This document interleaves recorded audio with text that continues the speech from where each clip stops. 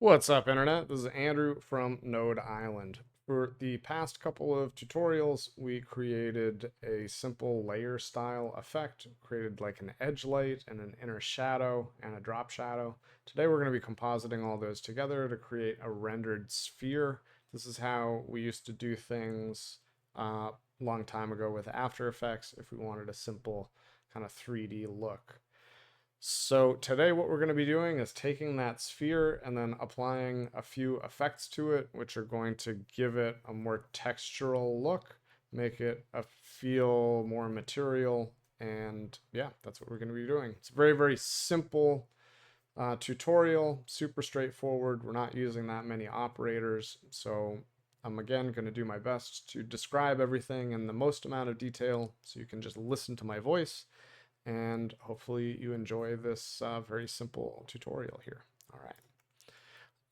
This is the first thing that we're going to be making. It's adding grain to our image. YouTube compression might not make this look all that good, but in real life it feels pretty nice. So let's start out with that. Right off the bat, the way that I have this set up is I have a circle. I have my inner glow to give it a light along the top.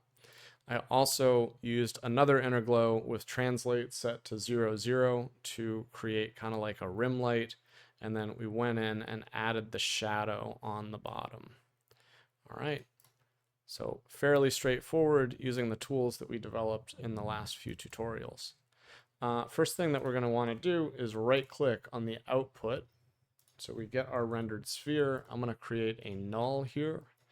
And if we click on the null so that it's selected, we can right click on the area behind the null and click collapse selected. And that's going to bring everything into a base. And we're going to call this one grain. So we're going to click on our grain base and press I. That's going to bring us into it. And we can delete our null and right click on the output of the in top and add a noise. So in order for this effect to work, we want to have a very, very detailed noise, like a random noise. So if we click on our noise top, go up to the type and go to random GPU, then we are going to see all of this noise inside of our image.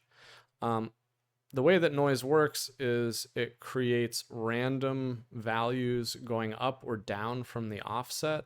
So if we want to have more darker pixels or more invisible pixels, we can bring the offset down, and that is going to give it a little bit more of a natural look. We can also lower the amplitude, so we have just a little bit of this grain in there, and that will kind of complete this effect.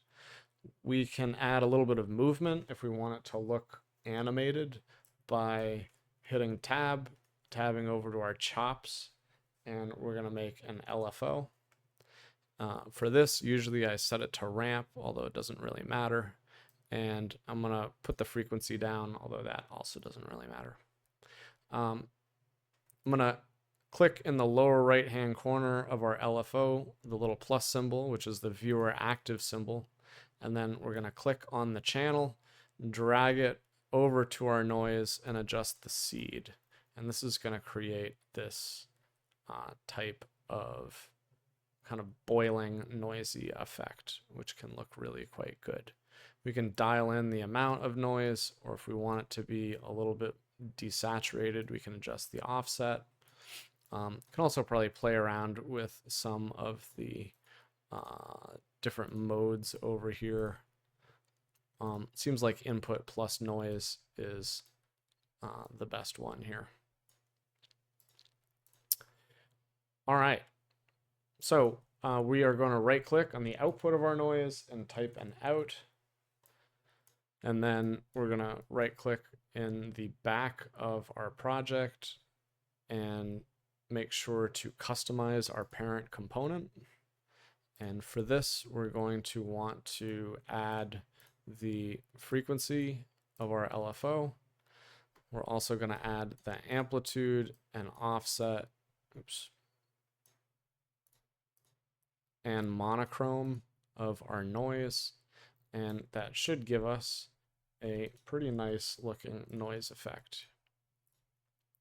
We can adjust this again by adjusting our parameters, make sure that they all work. The colored noise actually looks pretty nice as well. So very, very simple texture that we can apply. We're going to do another effect, and this is going to be a very, very simple glow. So we're going to do the same thing here.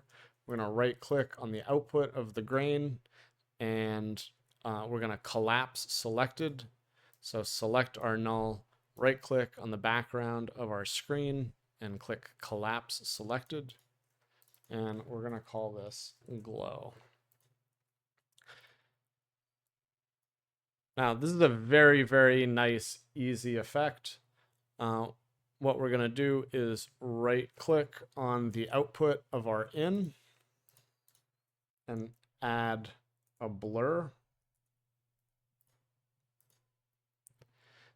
And here we can see that we have the filter size, and we can adjust this. All right, so we want to blur that out considerably. And then we want to get a composite and add these two things together. Make sure that our operation is set to add. We wind up with kind of a simple glow effect. Now, this is a little bit aggressive, so there are some things that we can do. If we right click on the wire between the blur and the composite, we can add a level, and we can come into the post section and reduce the opacity to change the amount of the glow effect. We can also adjust the contrast depending on the type of glow we want. So if we want it kind of burnt out, we can do that.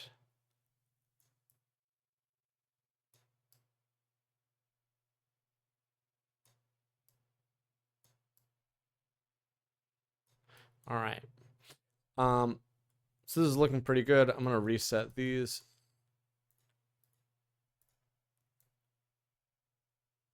Last thing that we probably want to do is put a level on the output here. And we can adjust the contrast to kind of darken out what's going on behind. We can also shift the gamma around a little bit, and that will create our effect. Last thing we want to do is right click on the output of the level and type out, and then add our custom parameters. So we're going to click on the background of our project and customize parent component. For this, we want to add our blur parameters, so our pre-shrink and filter size. We want to click on level and adjust the opacity and possibly the brightness.